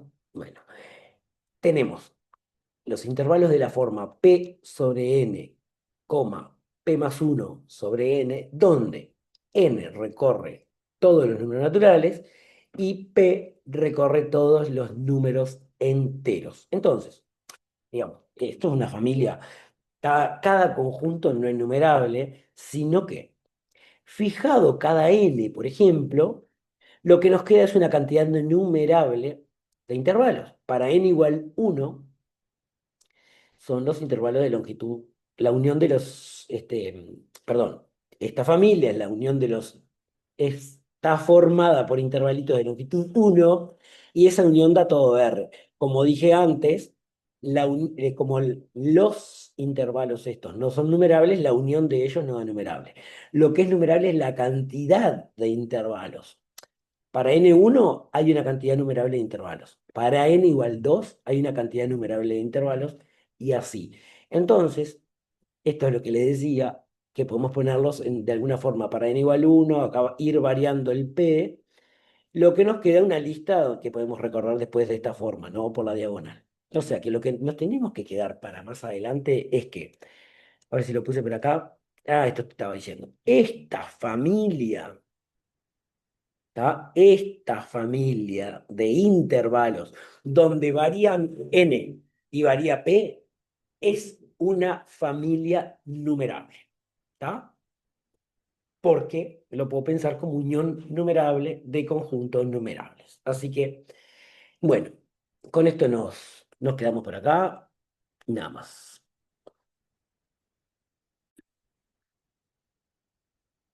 Hola, ¿qué tal? Bueno, en esta clase y en la que sigue nos vamos a encargar de estudiar algunas relaciones entre conceptos topológicos, como son el concepto de conjunto discreto, puntos de acumulación, derivado, con la cantidad de elementos del conjunto, ya sea conjunto finito, infinito numerable, no numerable, etcétera. A ver, acá hay un resultado que es inmediato, que se deriva directamente de lo que ya estudiamos de conjuntos infinitos, y es que los abiertos no vacíos en R son conjuntos infinitos no numerables. Básicamente, esto se desprende de que los intervalos de la forma AB son conjuntos infinitos no numerables. Ahí dice numerables, pero es no numerables. Esto ya lo probamos en la clase con el 0,1. eh, Se extiende para todos los demás intervalos de la forma B. Y si tomamos cualquier conjunto abierto, no vacío, en R, contiene algún intervalo de esta forma, por lo tanto, eh, es infinito no numerable. ¿Tá? Básicamente sería un conjunto contiene un infinito no numerable, entonces es infinito no numerable. Em, Antes de seguir, les voy a dejar un ejercicio que básicamente consiste en proponer ejemplos. Ahí dice ejemplos para explorar. A lo largo de esta clase y de la siguiente nos vamos a referir a este como el ejercicio previo y algunos de sus apartados. Em, Básicamente, la gracia, digamos, de esto consiste en explorar y en algunos casos va a pasar que no existe un conjunto que cumpla las condiciones pedidas y esto se debe a algún teorema que vamos a probar después. Entonces, les sugiero que pausen el video, hagan el ejercicio y luego vuelvan. Adiós. Bueno, yo ya volví, espero que hayan hecho el ejercicio. Entonces, vamos a las partes A, B y C, que básicamente intentan relacionar los conjuntos finitos, los conjuntos infinitos y los puntos de acumulación. Esto se va a ver más adelante en la clase que sigue, en el ejercicio 1. La clase que sigue está estructurada en torno a 3 ejercicios. En la parte A, nos piden definir un conjunto finito con derivado no vacío, o sea que tenga puntos de acumulación. Si ustedes intentan probar esto, eh, digamos, definir varios conjuntos, van a ver que no existe un conjunto finito que tenga derivado no vacío. Em, a ver, y acá tienen una, una prueba bastante sencilla, aunque vamos a ver una más adelante. Nosotros vimos, cuando hicimos aquella tabla con muchos conjuntos de los que estudiamos interior, clausura, si era abierto, cerrado, discreto, ya vimos que un conjunto finito cualquiera es discreto, o sea, coincide con un conjunto de puntos aislados, y por lo tanto, X no contiene ninguno de sus puntos de acumulación, es decir, X intersección su derivado es vacío. Por otro lado, vimos que X es cerrado, esto quiere decir que X coincide con su clausura. Y por último, tenemos que la clausura de X puede expresarse como una unión disjunta del conjunto de puntos aislados con el derivado, ¿tá? Y esta unión, como dijimos antes, que el conjunto coincide con su clausura, esta unión es igual a X. Ahora, fíjense que esta es una unión disjunta, ¿tá? Pero el conjunto de puntos aislados de X coincide con X y la unión es todo X. ¿Esto qué quiere decir? Digamos, si me pregunto, ¿qué le puedo agregar a X, ¿tá? A este conjunto, pero acá, está en su derivado para que me dé el mismo X? No le puedo agregar nada, digamos. Le podría agregar elementos de sí mismo, pero no puedo, porque esta es una unión disjunta. Entonces, el derivado de X es vacío. ¿Está? Como ya anticipé, vamos a hacer una demostración más adelante. Otra demostración. La parte B nos pide un conjunto finito con derivado vacío. Y a partir de lo anterior, acabamos de probar que cualquier conjunto finito tiene derivado vacío, o sea que cualquier conjunto finito que prueben acá, de que propongan, va a servir. Por último, de esta primera sección, nos piden un conjunto infinito con derivado vacío. Y ya tenemos también en aquellos ejemplos que estudiamos hace un tiempo que el conjunto de números naturales y el conjunto de números enteros tiene derivado vacío, ¿tá? Son conjuntos discretos los dos, pero además son conjuntos infinitos. Como síntesis, digamos, tenemos algunas conjeturas que serían, si un conjunto es finito, su derivado es vacío. Como contrarrecíproco de esto, si un conjunto tiene derivado no vacío, o sea, si tiene puntos de acumulación, entonces es un conjunto infinito. X tiene infinitos elementos. Y, por otro lado, el recíproco de la afirmación anterior no es cierto. Es decir, no es cierto que si un conjunto tiene derivado vacío, sea finito, porque ya vimos que existen acá conjuntos infinitos que no tienen puntos de acumulación. Las partes D, E y F básicamente rondan entre los conceptos de conjuntos discretos y de numerabilidad y van a ser tratados en la próxima clase en el ejercicio 2. En principio se nos pide proponer un conjunto discreto que no sea numerable, o sea, que sea infinito no numerable, ¿tá? Y si ustedes exploran y prueban con un conjunto y otro, van a descubrir que no es posible. Cualquier conjunto discreto va a ser numerable. Y esto es lo que vamos a probar más adelante en la próxima clase. ¿Está? Acá tenemos una conjetura para esta sección, digamos, que los conjuntos discretos son numerables. Por otro lado, se nos pide un conjunto discreto y que sea numerable. Y si bien no probamos la conjetura, acabamos de, digamos, de enunciar que cualquier conjunto discreto es numerable, o sea que en este apartado, proponer cualquier conjunto discreto sirve como ejemplo de conjunto discreto innumerable. Y por último, se nos pide un conjunto no discreto, pero que sea numerable. ¿Tá? Tenemos que el conjunto de los inversos de los naturales, unión el cero, es numerable, y básicamente nosotros tenemos, ahí dice verifíquelo, tenemos que el conjunto de los 1 sobre n es numerable, lo podemos poner en coordinación con n asterisco, y si agregamos ahí en la función que los, que los conecta, digamos, f de 0 igual a 0, ya tenemos una bisección entre n y x. O sea que tenemos este conjunto, que es numerable, pero además no es discreto, ya que el 0 es un punto de acumulación de x y lo contiene. O sea que tiene un punto, que es el 0, que es un punto de acumulación de sí mismo. Otro ejemplo sería q, que ya vimos que es numerable, pero además su derivado coincide con todo R, o sea que, dicho de otra forma, contiene a todos, bueno, contiene a muchos de sus puntos de, mm, de acumulación. Y en síntesis, tenemos algunas conjeturas. La primera sería un conjunto discreto enumerable, contra recíproco del anterior, si, a ver, ¿qué puse acá? Si X, acá sería X, no X', voy tomando nota para corregir las notas escritas. Si X es no numerable, entonces no es discreto, ¿tá? O sea, contiene alguno de sus puntos de acumulación, es el contrarrecíproco del anterior. Y el recíproco, o sea, es numerable, entonces es discreto, no es cierto y acá tenemos un ejemplo en la parte F. Por último, las partes G y H conectan la noción de conjunto acotado, punto de acumulación y de alguna forma la cantidad de infinitos elementos. ¿Sí? Se nos pide en principio un conjunto acotado con derivado vacío. ¿Ah? Pueden ver que cualquier conjunto finito verifica estas dos condiciones. Esto ya lo vimos, y los conjuntos finitos además son acotados por su primer y su último elemento. ¿Tá? Pero si piensan en ejemplos infinitos, van a ver que eh, si es un conjunto, a ver, ¿qué dice? Acá, esto, un conjunto infinito no acotado no necesariamente tiene puntos de acumulación, pero si es acotado, como por ejemplo el de los inversos de los naturales, ese sí tiene puntos de acumulación. Acá tenemos una posible conjetura que si tenemos un conjunto acotado y le agregamos la condición de ser infinito, podemos concluir que tiene puntos de acumulación. ¿Está? ¿Y qué más era? Y bueno, y en la parte H nos pide uno no acotado con derivado no vacío. Y para este caso tenemos varios, como podrían ser R más o Q. Y bueno. Así que tomen nota, los espero en la próxima clase para probar estas conjeturas. Adiós.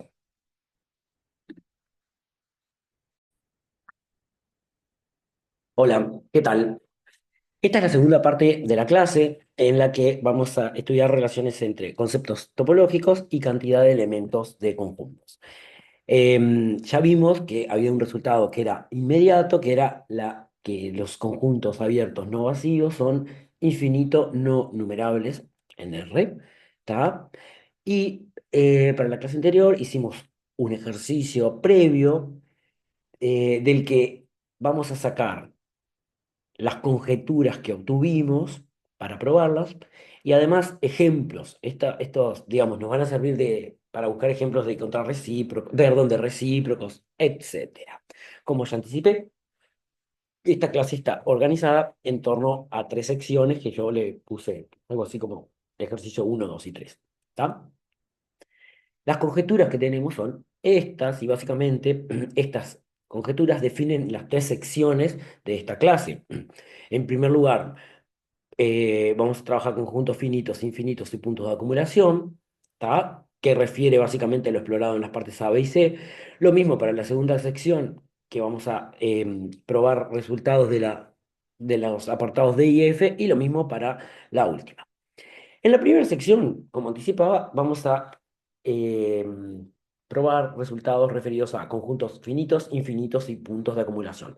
Y básicamente el teorema central de esta sección, que le puse teorema uno dice así, cualquier conjunto de números reales finito no tiene puntos de acumulación, o sea, tiene derivado no vacío. Ya hicimos una prueba de esto, pero vamos a hacer otra porque el apartado A, que sería como un lema para probar este teorema, nos va a servir para probar otras partes más adelante en la clase. Y básicamente, el ejercicio dice, tenemos un conjunto X de números reales, A un número real, y se nos pide, en primer lugar, probar que A es punto de acumulación, sí y solo sí, todo entorno del centro A contiene infinitos de elementos de X. Básicamente, esto sería probar que para cualquier radio, o sea, y cualquier entorno de centro A, ¿no? La intersección entre el entorno de centro A y X tiene una cantidad infinita de elementos. A partir de lo anterior se deduce bastante inmediato la parte B, que es el teorema uno, o sea, que los conjuntos finitos tienen derivado vacío o, lo que es lo mismo, si tienen derivado no vacío, son infinitos. Y por último se nos pregunta por el recíproco. Vayamos a las demostraciones. En primer lugar, vamos a demostrar esta equivalencia, que es otra definición de punto de acumulación. Vamos por el directo, o sea, sabemos que A es un punto de acumulación de X y tenemos que probar que todo entorno del centro A contiene infinitos elementos de X, o lo que es lo mismo, em, corta al X en infinitos elementos. ¿Tá? Es una intersección infinita.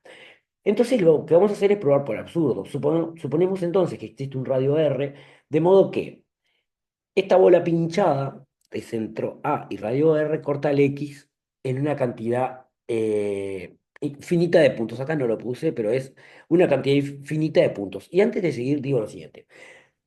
Formalmente tendríamos que decir, supongo que existe un radio, de modo que la bola corta el X en una cantidad finita de elementos, pero digamos, trabajamos con la bola pinchada, porque es lo mismo, porque a partir de eso se deduce, ya que si la bola entera corta el X en una cantidad finita de elementos, al pinchar la bola, lo peor que nos podría pasar es que esa cantidad finita de puntos de intersección disminuya en uno, pero va a seguir siendo finita. Entonces, lo que vamos a hacer es asumir que la intersección de la bola pinchada con el X es este conjunto finito, ¿tá? Observen que este conjunto finito no, digamos, ninguno de los X sub I es el A porque estoy hablando de la bola pinchada, ¿tá? O sea, el X1, el X2 hasta el XN, que son los puntos de intersección, no coincide ninguno con el A. Entonces, si representamos esta situación gráficamente, tenemos los puntos ahí medios dispersos. Si lo tenemos un poco más cerca, ya sabemos que hacemos un poco de zoom y nos quedan separados. ¿Qué es lo que pasa? Nosotros podemos definir este delta, que sería la mínima distancia entre los x sub i y el a, o sea, mido la distancia entre x sub 1 y a, entre x sub 2 y a, x sub 3 y a, y así, mido esas n distancias. Como es un conjunto finito, este conjunto de distancias es finito, tiene mínimo, y ese mínimo, que sería la distancia de A al puntito que está más cerca, a ese mínimo le llamo delta y la figura sería como acá. Y lo que hacemos es, digamos, primero observar que este delta es positivo, o sea que no es cero, porque como ya anticipamos, ninguno de estos x sub i coincide con A.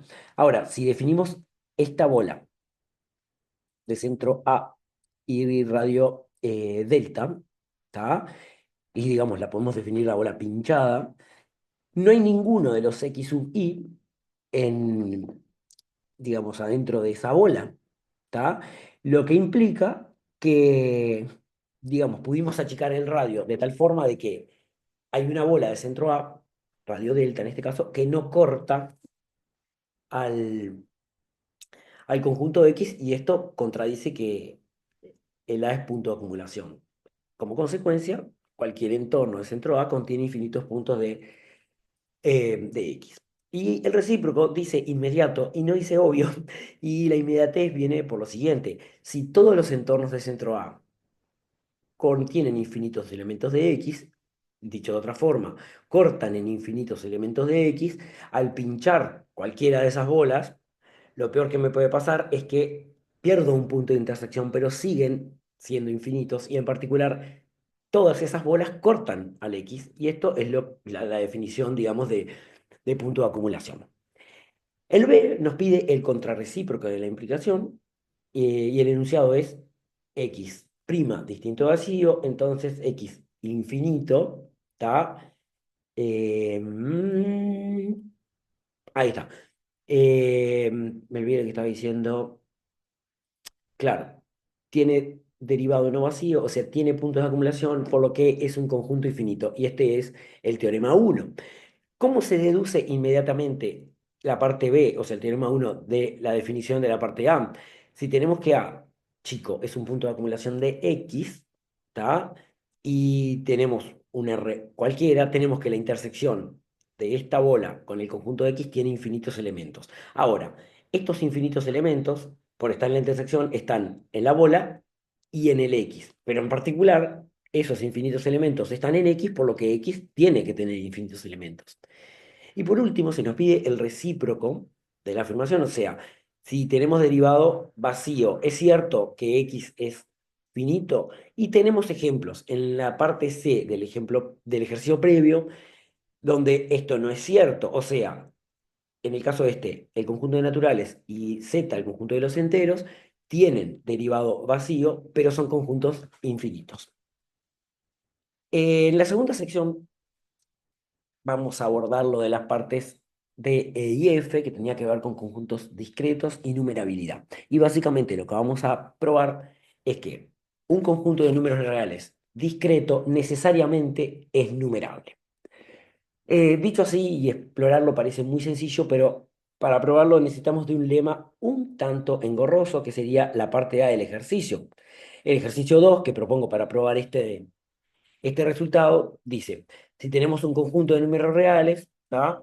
Tenemos que probar en primer lugar, como parte A, que X contiene un conjunto E numerable, digamos, tal que X está incluido en la clausura del E, o sea, que el E es denso en X. Dicho de otra forma, tenemos que probar que cualquier conjunto contiene un subconjunto numerable denso en X. ¿Sí? A partir de este resultado, de la parte A, que sería como un lema, tenemos que probar la parte B, que es efectivamente el teorema 2. Si A es discreto, entonces es numerable. Y la parte C nos pregunta por el recíproco. Em, para la demostración del apartado A, que como anticipé es un poco engorrosa, lo que hice es llenarla de dibujos. Entonces, en primer lugar, si X es un conjunto de números reales numerable, entonces ya tenemos un subconjunto, perdón, numerable de X, que es el propio X, y además es denso en X porque coinciden las cláusulas. Lo que estamos diciendo, que ese subconjunto que estamos buscando es el propio X. En caso de que X no sea numerable, supónganse que tenemos un intervalo, tenemos un conjunto de números racionales, etcétera, tendríamos, bueno, lo único que sabemos es que es numerable, y bueno, tenemos que buscar un subconjunto de X cuya clausura contiene al X. Entonces, el esquema, los pasos, digamos, de la demostración son los siguientes. En primer lugar, vamos a construir una cantidad infinita numerable de particiones de R. O sea, para cada natural vamos a particionar R. O sea, vamos a decir, para n igual 1 dividimos R de esta forma, para n igual 2 de otra forma, y así nos queda una familia de particiones de R. A partir de estas particiones, lo que vamos a hacer es construir un subconjunto numerable de X y que le vamos a llamar E. Ya vamos, de alguna forma, le llamamos alevosamente E, porque luego vamos a probar que este conjunto, vieron que hasta acá, si le llamamos E, tenemos que, la primera condición que tenemos que probar tiene un conjunto numerable, ya la tendríamos, y nos falta probar que es denso en X. Por último, probamos que ese conjunto que acabamos de definir es denso en X. Entonces, vamos a empezar por las particiones. Entonces, voy a empezar de atrás para adelante. Básicamente, para n igual 1, 2, 3, 4, podemos, yo acá lo hice solamente 0, 1, 1, 2 y así, pero esto continúa, ¿no? Para n igual 1 vamos a definir intervalos cerrados por la izquierda, abiertos por la derecha, en todos los casos, ¿tá? Y en este caso vamos a definir intervalos de longitud 1, ¿tá? Por el n igual 1, y que tengan extremos enteros, ¿tá? O sea, 0, 1, 1, 2, 2, 3, 4, 3, 4, 4, 5, lo mismo para el otro lado, menos 1, 0, menos 2, menos 1, etcétera. Para n igual 2 seguimos la misma lógica, pero ahora los intervalos. Digamos que podemos pensar que empiezan en 0, ¿tá? Y para la derecha a la izquierda, pero tienen la misma estructura, abiertos por la derecha, cerrados por la izquierda, pero tienen longitud un medio, o sea que tenemos 0, un medio 1, 1, 3 medios, etcétera. Y así continúa esta lógica. Viene una moto. O sea, que básicamente nosotros acá podemos estar pensando que los extremos de estos intervalos, ¿tá? Por ejemplo, en el caso acá del uno, en este caso este uno sería 2 medios, este sería 4 medios, y así sucesivamente 6 medios, 8 medios, perdón, 6 medios, 7 medios, ¿no? Cero medios, un medio, 2 medios, 3 medios, 4 medios, 5 medios. Y lo mismo para el otro lado, menos un medio, menos 2 medios, menos 3 medios. ¿Qué quiere decir esto? Que el n lo que nos determina es el denominador que define los extremos, ¿tá? Y luego lo que tenemos que hacer es variar el numerador, ¿tá? Por enteros consecutivos. Este sería 0 medios, un medio, este sería un medio, 2 medios, 2 medios, 3 medios, y así. Si miramos en este caso, pasa lo mismo. 0 medios, 0 tercios, un tercio, 2 tercios, 2 tercios, 3 tercios, y así, lo mismo para el otro lado. Lo que nos queda entonces definida esta partición de esta forma. ¿Tá? En el caso de n igual 1 nos quedan los intervalos de la forma p más 1, donde p recorre todos los números enteros.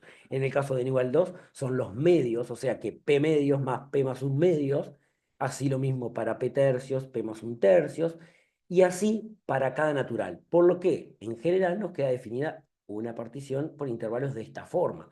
Y la lógica sería así: una vez fijado el n, como hicimos en este caso para 1, 2, 3, 4, tenemos definida la familia de finitos intervalos. ¿Tá? Y, como dijimos, R es una, digamos, tenemos una partición de R, por lo que tenemos que R coincide con la unión de ellos, y además, entre ellos son disjuntos. Ahora, tenemos definida la familia. Lo que vamos a hacer es lo siguiente. A ver, lo que sigue ahora en todo esto sería inventar un conjunto E a partir de esta familia, ¿tá? Y el conjunto E tenía que cumplir en principio dos condiciones. Tiene que ser numerable y además tiene que ser un subconjunto del conjunto X, ¿tá? Entonces, miren lo que pasa. Si yo, a ver, como R está cubierto, digamos, por todos estos intervalos, una vez que fijo el n, ¿tá? Siempre va a existir un P, ¿tá? Alguno, de forma que esta intersección es no vacía, o sea que, dicho de otra forma, me voy para atrás. Fijo el n igual 2 y agarro el conjunto X, sea cual sea, y lo que estoy diciendo es que el conjunto X corta al por lo menos uno de estos intervalitos. Y si fijo n igual 3, el mismo conjunto X corta por lo menos a uno de estos intervalitos, y así. ¿Y esto de quién es culpa? De que estos intervalitos cubren a todo R. No pasaría eso si la unión fuera menos que R, o sea, si esta unión dejara agujeros, ¿tá? No pasaría. Entonces, miren lo que vamos a hacer. Vamos a aprovechar que fijando el n, tenemos que X corta por lo menos a uno de los intervalitos. Para cada natural, ¿tá? O sea, me paro en como hicimos recién, supongamos en n igual 2, ¿tá? Y como ya dijimos, para algún P esta intersección es no vacía. Entonces lo que digo es, para n igual 1, ¿cuántos serán los P enteros de forma que esta intersección es no vacía? Bueno, para cada uno de esos P voy a definir un elemento, que voy a ponerle un nombre, que sería, en el caso de n igual 1, ¿tá? Sería x sub 1 algo, x sub 2 algo, y así.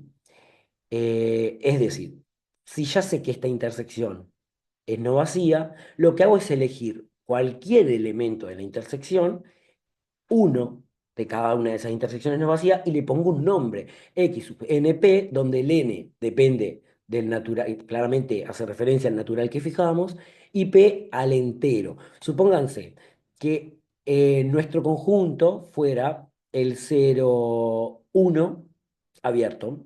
Entonces, para n igual 1, corta a este, ¿no? Para p igual 0. Perfecto. Acá vamos a tener un elemento de esos que estamos inventando. Para n igual 2, vamos a tener uno acá y uno acá. O sea que vamos a tener dos elementos más. Acá vamos a tener tres, y acá cuatro, y así sucesivamente. Y básicamente acá tendríamos el x 1, 0, el x2, 0, x2, 1, x3, 0, x3, 1, x3, 2, x4, 0, x, y así. ¿Está? ¿Qué es lo que pasa? Nos queda definido entonces un conjunto E de todos estos bichos que dimos de llamar x sub n p. Y fíjense que a este conjunto, como ya anticipé, le vamos a poner de nombre E porque apostamos a todo que este conjunto es el que estamos buscando. Y las primeras condiciones que cumple este conjunto son las siguientes. En primer lugar, E es un subconjunto de X, porque fíjense que si X sub NP es alguno de los puntos de la intersección entre un intervalo y X, en particular, X sub NP es un elemento de X. ¿Tá? Por otro lado, es numerable. En realidad, acá lo que tenemos, si pensamos en todas estas familias de intervalos, acá hay una cantidad innumerable de intervalos, acá hay otra cantidad innumerable, acá hay otra y otra, y si pensamos la cantidad de filas que podríamos hacer, tenemos una cantidad innumerable de filas. O sea, que ¿cuántos intervalos hay? Acá hay infinito numerable, infinito numerable, infinito numerable, y en total tenemos una unión infinita numerable, o sea, para cada natural, de infinitos numerables. O sea, acá básicamente lo que hay atrás es unión numerable de numerables da numerable, o algo así, y básicamente créanme que todo esto es numerable. ¿Está? Digamos, todos los intervalitos. Entonces, si la familia de todos los intervalitos es numerable y yo estoy eligiendo solo algunos elementos de allí, ¿tá? De uno de un intervalo, uno de otro de otro, lo peor que me puede pasar es que elija uno de cada uno, entonces tengo definido un conjunto E que es numerable. Y por otro lado, esta es una condición que vamos a usar un poco más adelante, sería lo siguiente: si alguno de estos intervalos corta al X, entonces ese intervalo también corta al E. ¿Y esto qué significa?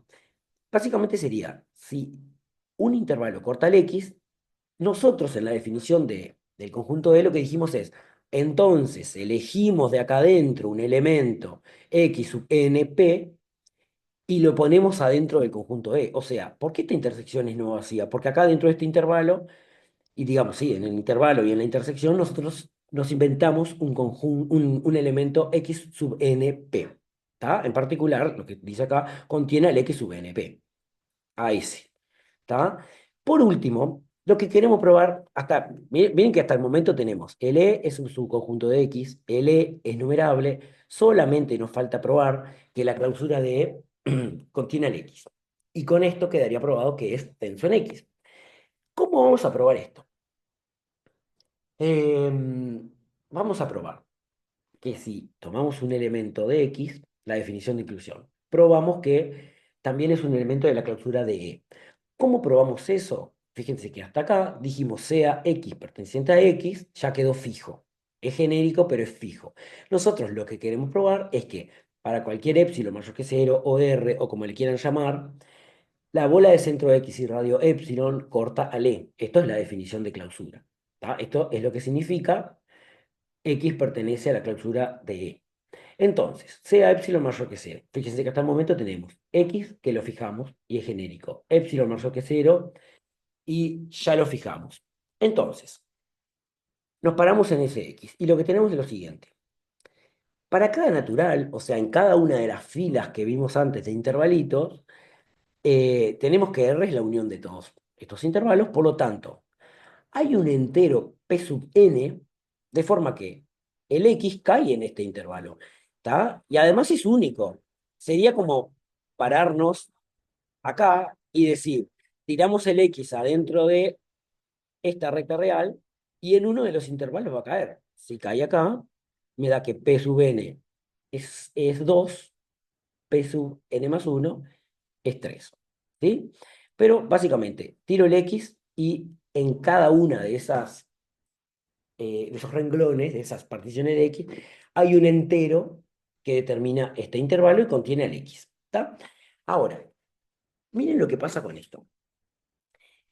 X está en la intersección de este, digamos, del intervalito, que acá le debería decir P sub n, o sea que esta intersección es no vacía, por lo tanto, en este intervalo, P sub n, debería decir, insisto, eh, ahí hay elementos de E.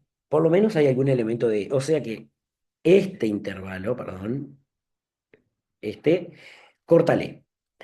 Por otro lado, cada vez que aumento el n, o sea que si lo hago dibujísticamente tendría que ir más abajo en el dibujo, ¿no? En vez de para 1, 2, 3, 4, voy hasta el 10, voy hasta 50.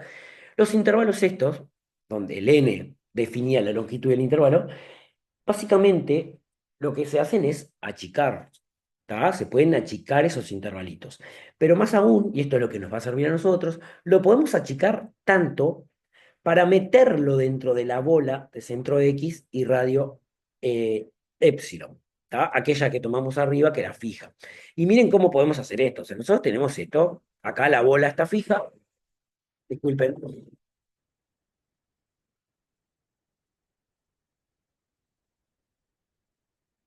Entonces, ¿cómo elegimos un n para que pase esto? Entonces, tenemos que definir un n grande, porque, a ver, toda la explicación que está acá dice lo siguiente. La longitud de este intervalo es 1/n, ¿está? Y la longitud esta es epsilon. Nosotros podemos hacer que esta longitud, que es 1/n y es el diámetro, se haga menor que epsilon, y eso obliga a que todo el intervalo esté metido ahí, porque si en realidad nos fijamos acá, ¿qué tan lejos me puedo ir del x a la derecha o a la izquierda en este intervalito negro? Me puedo ir a lo sumo 1/n, pero 1/n lo definimos menor que epsilon, ¿está? Eh, bueno, o sea, basta definir n grande, más grande que 1/epsilon.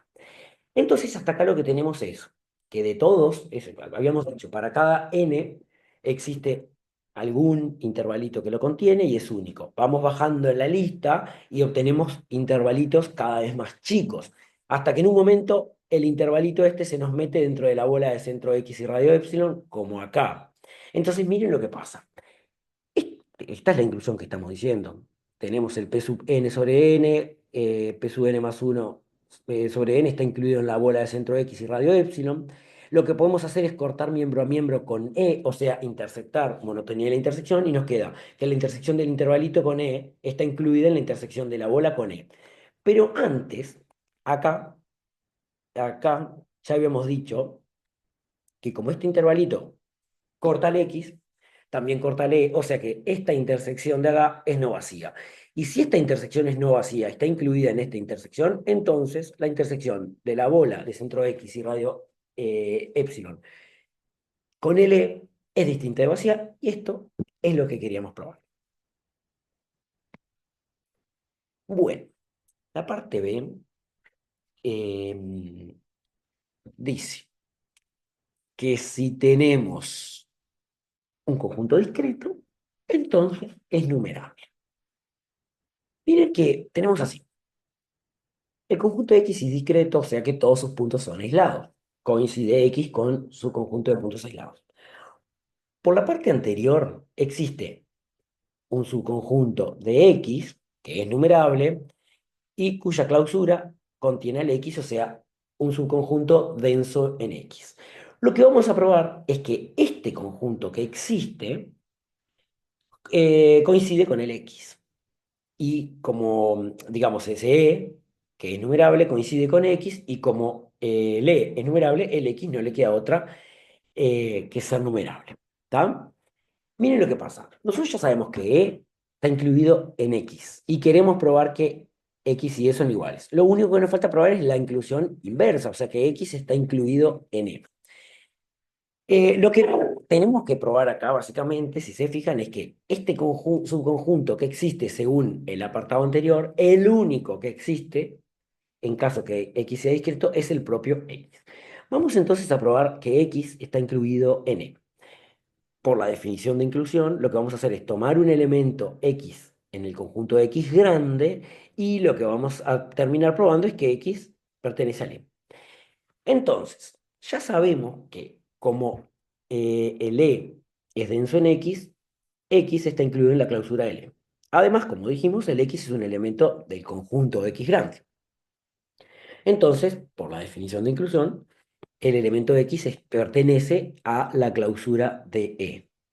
Por otro lado, ya sabemos que la clausura de E se puede expresar como E unión sus puntos de acumulación, o sea, el derivado. Y acá tenemos dos opciones que no necesariamente son. Acá esto aislado de coincide con E está mal, ya les digo, porque nosotros todavía no sabemos. ¿Está? Esta unión no necesariamente es disjunta. ¿Está? Entonces tenemos dos opciones. X está en E o X está en E', en los puntos de acumulación de E. Entonces, nosotros queremos probar que X está en E, por lo que vamos a suponer por absurdo que X está en los puntos de acumulación. Entonces, miren lo que pasa. Tenemos X pertenece a los puntos de acumulación de E, al derivado. Además tenemos que E es un subconjunto de X, entonces, digamos, derivando los conjuntos a ambos lados, esta inclusión es igual a la que probamos en clase respecto a las clausuras. El derivado de E está incluido en el derivado de X y acá usando la definición de inclusión, X chico debe ser un elemento del derivado de X. Fin. Ahora, X es un elemento de X grande, pero X grande es discreto, o sea que coincide con los puntos de acumulación, perdón, con los puntos aislados. ¿Está? O sea que X es un punto aislado y no puede ser a la misma vez punto aislado y derivado y de acumulación de X porque estos dos conjuntos son disjuntos. O sea, de estas dos opciones que teníamos, que X está en el derivado o X está en el E, nos queda la chance de que X debe ser un elemento de E y por tanto hemos probado que X está incluido en E, por tanto se da la igualdad que queríamos y concluimos que X es un conjunto numerable. Por último, se nos pide enunciar el recíproco y el recíproco sería, si es numerable, es discreto, la afirmación es falsa y tenemos un ejemplo de la parte F del ejercicio previo que podría ser los inversos de los naturales con el cero o Q, podrían pensar en otro. Y por último, nos vamos a las partes G y H, creo que eran G y H, hablábamos de conjuntos acotados, puntos de acumulación y conjuntos infinitos. Y acá el resultado principal es el teorema de Bolzano-Ballestas, que dice, si A es un conjunto infinito y acotado de números reales, entonces tiene al menos un punto de acumulación. Fíjense que esto es una condición necesaria para la existencia de puntos de acumulación. Este, entonces, básicamente el ejercicio no tiene demasiadas vueltas. La parte uno se nos pide probar el teorema 3. La parte 2 se nos pide, eh, se nos pregunta si el teorema es cierto con alguna de las hipótesis solamente, o sea, si es infinito tiene punto de acumulación, si es acotado tiene punto de acumulación, y la parte 3 el recíproco. Vamos con la demostración de la parte A, o sea, el teorema de Bolzano-Ballestas. Tenemos un conjunto infinito y acotado. El esquema o digamos, los pasos que vamos a seguir en la demostración son los siguientes. En primer lugar, definimos un conjunto B que obviamente tiene algún parentesco con el conjunto A. Después de definir el conjunto B, probamos que tiene un supremo L. Vamos a usar el axioma de completitud. Y por último, clásica demostración de análisis, tenemos un candidato a lo que estamos buscando. Nosotros estamos buscando probar que tiene un punto de acumulación y encontramos a alguien ahí que es un supremo, vamos a probar que ese supremo es justo un punto de acumulación del conjunto A que estamos buscando.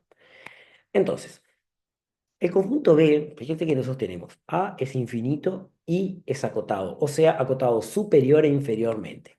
El conjunto B está formado por todos los números reales X, de forma que, digamos, si lo dibujamos, a la derecha de X hay infinitos elementos del conjunto A. ¿Tá? O sea, estos X, por ejemplo, todas las cotas inferiores podrían ser porque dejan a todo el conjunto A la derecha y otros. Por ejemplo, en el caso de, puse ahí en rojo unos ejemplos, un poco para entender de qué se trata este conjunto B, perdón. Si tomamos el conjunto A, que es acotado e infinito, tomamos el 0,1 unido al 2, 3, 4.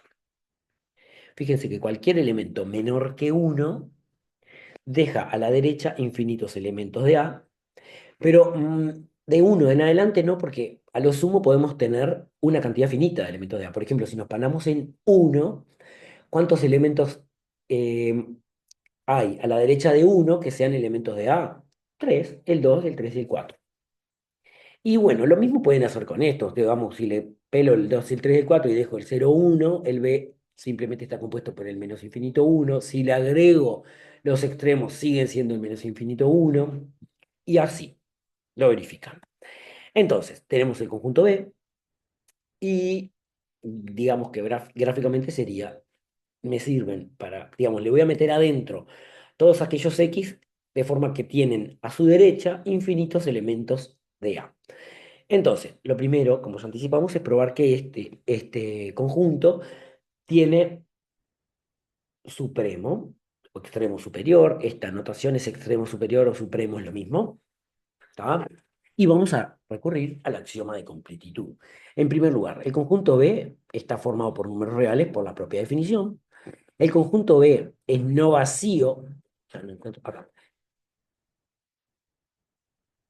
es no vacío porque cualquier cota inferior de A, o sea, cualquier X que esté a la izquierda de A, tiene a todos los elementos de A su derecha, por lo tanto, es un elemento de B. Y por último, B está acotado superiormente, ya que cualquier cota superior de B es también, perdón, cualquier cota superior de A también es cota superior de B. ¿Está? Háganse un dibujito y lo van a ver. Y de estas tres condiciones, por el axioma de completitud, tenemos que existe un número real L, que es el supremo o el extremo superior de D. Este es nuestro candidato a punto de acumulación. Nosotros ahora queremos probar que L es punto de acumulación del conjunto A y lo que vamos a demostrar es lo que hicimos en el ejercicio 2A de esta misma clase, digamos, es probar,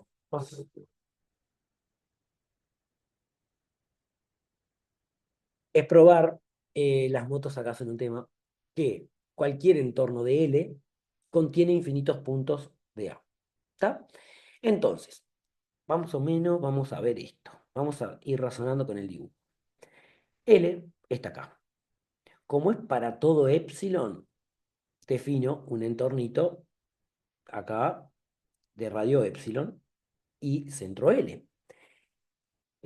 Ahora, este L es el supremo del conjunto B. ¿Esto qué quiere decir? Entre L menos epsilon y L necesariamente hay un elemento X sub 0 que pertenece a B. Esto, digamos, es lo que dice este párrafo. ¿Tá? Esta es una definición alternativa de supremo. Tomo cualquier distancia a la izquierda del supremo y ahí entre medio encuentro por lo menos un elemento del conjunto B. Ahora fíjense, si este rojo, X sub 0 es un elemento de B, por la definición de X sub 0 para adelante, o sea, a la derecha, hay infinitos elementos del conjunto A. ¿Tá? Pero si están a la derecha de X sub 0, están a la derecha de L menos epsilon. Por eso pongo acá, en esta semirrecta sería en la semirrecta L menos epsilon más infinito, hay infinitos elementos de A. ¿Qué pasa acá? Este L más epsilon es un elemento más grande que el supremo de B. Entonces, no es un elemento de B. ¿Qué pasa? Acá adelante, o sea, acá a la derecha de L más epsilon, no hay infinitos elementos de A. Pero podría haber una cantidad finita, como vimos antes, o podría no haber ninguno. Entonces, por eso pongo, acá lo sumo, hay una cantidad finita de elementos de A, de L más epsilon a la derecha. Pero fíjense, esta semirrecta L menos epsilon más infinito contiene a esta otra semirrecta, digamos que tengo en celeste. Entonces, si acá hay una cantidad infinita de elementos de B, de A, perdón, pero acá hay una cantidad finita, ¿dónde está esa cantidad infinita que falta? Entre L menos epsilon y L más epsilon. Esto quiere decir que el intervalito L menos epsilon corta al conjunto B en infinitos elementos.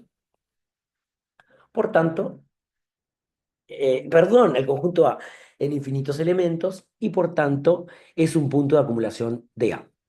¿Está? Paren esto, no sé si dije todas las palabras bien y no lo voy a cortar, así que lo paran y toman nota. Básicamente sería, en lo rojo hay infinitos elementos de A, en lo azul hay a lo sumo una cantidad finita y tal vez ningún elemento, entonces la moraleja sería, acá en este intervalo gris tienen que caer necesariamente infinitos elementos de A.